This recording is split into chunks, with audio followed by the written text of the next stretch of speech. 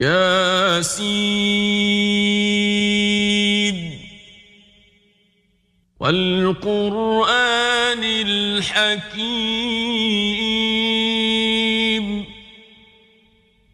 إنك لمن المرسلين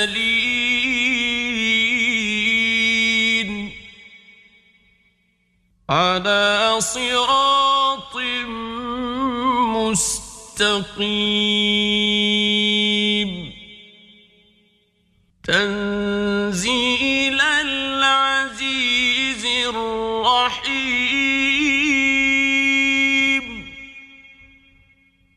لتنذر قوما